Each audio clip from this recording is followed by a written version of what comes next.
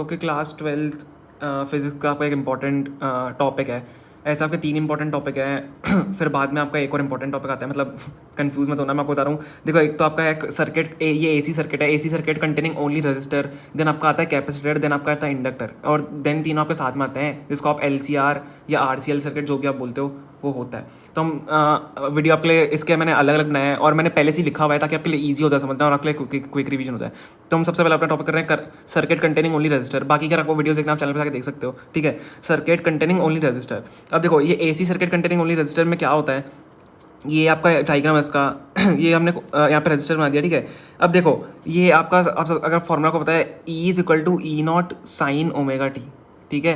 E is equal to E naught sine omega T क्यों होता है? ये जो आपका E होता है वो किसी भी वोल्टेज के लिए ये इंस्टेंटेनियस वोल्टेज होती है, ठीक है। इसको हम इंस्टेंटेनियस वोल्टेज लिख सकते हैं। मैं आपके लिए आप लिख देता हूँ, इंस्टेंटेनियस वोल्टेज, ठीक है। और जो आपका जो ई नॉट होता है वो आपका फाइनल वोल्टेज होता है, मतलब मैक्सिमम वोल्टेज आप कह सकते हो, ठीक है। ई नॉट आपको मैक्सिमम वोल्टेज आप बोल सकते हो, मैक्सिमम वोल्टेज, ठीक है। और साइन ओमेगा टी आपका साइन किसी भी ओमेगा टी एंगल पे।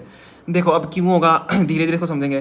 तो E equal to E naught sine omega T है। अब देखो, जब भी आपका रजिस्टर है, आपका जब भी सारी चीज़ें आएंगी आपको उनसे बस डिवाइड कर देना है। कि जैसे कैपेसिटर है तो उसके आपको बाद में फॉर्मूले पता लगेंगे धीरे धीरे, तभी आपको समझ पाओगे।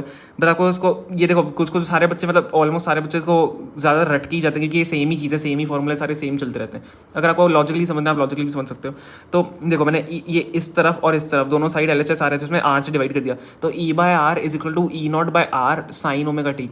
अब आपको पता होगा कि E बाय आर जो होता है हमारा करंट के बराबर होता है। तो आपको करंट वाला फॉर्मूला भी आ जाएगा, I is equal to I naught sine omega T, क्योंकि E बाय आर जो आपको होता है I के बराबर होता है। इसको फर्स्ट इक्वेशन मान लो, इसको सेकंड इक्वेशन मान लो, ठीक है।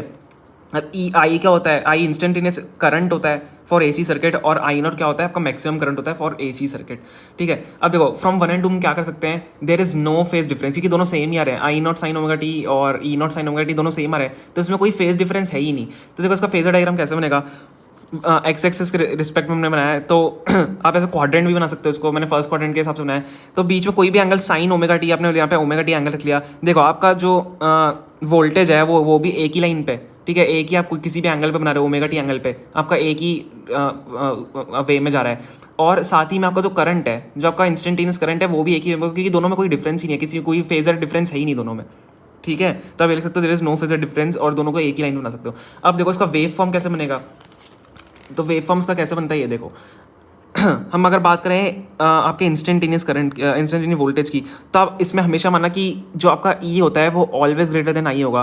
जो आपका इंस्टेंटेनियस वोल्टेज होता है वो always greater than instantaneous current होता है। Voltage always greater than current होता है।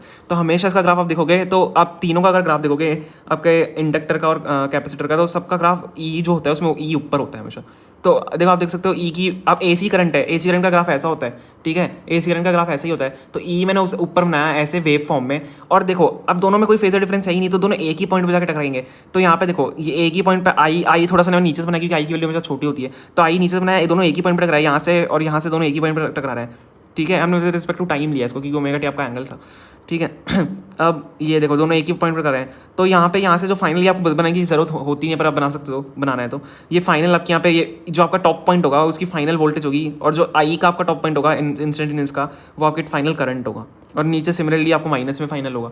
तो इस टाइप का बनाना है, दोनों सेम पॉइंट पे है तो दोनों सेम भी बनेंगे, ओके। तो ये हमने बनाया, पढ़ा अभी सर्किट कंटेनिंग ओनली रजिस्टर। अब हम पढ़ेंगे सर्किट कंटेनिंग ओनली इंडक्टर और कैपेसिटर के बारे में। तो अगले वीडियो में चलते हैं, आप अगला वीडियो हमारा देख सकते हो जाके।